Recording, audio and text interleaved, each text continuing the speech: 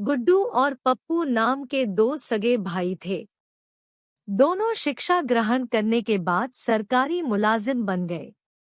दोनों की आपस में खूब बनती थी।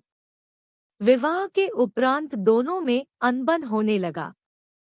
अनबनता की जड़ 1 लाख रुपए थे जो उनके पिता मरते समय गुड्डू को देकर गए थे, क्योंकि गुड्डू ने अपने पिता की सेवा किया था।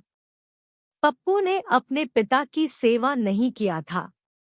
गांव वालों ने भरे पंच में निर्णय किया, यह 1 लाख रुपए गुड्डू के हैं, क्योंकि उसने सेवा की है। सेवा करना आसान नहीं होता, पप्पू को भी सेवा करना चाहिए था।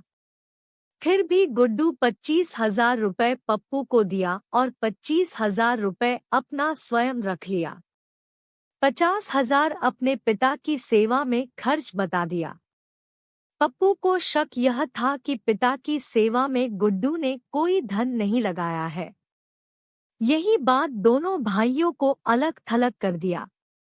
मनमुटाव ने जन्म लिया और ईर्ष्या की नींव पड़ते ही दोनों आपस में बैर रखने लगे। मरते दम तक एक दूसरे के दुख तकलीफ में शामिल नहीं हो पाए।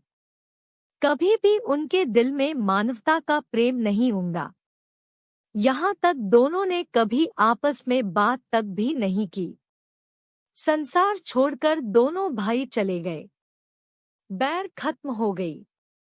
आखिर इस लोक में रहकर मानव मानव का शत्रु बना रहता है। परलोक में जाने पर यह शत्रुता क्यों नहीं करता?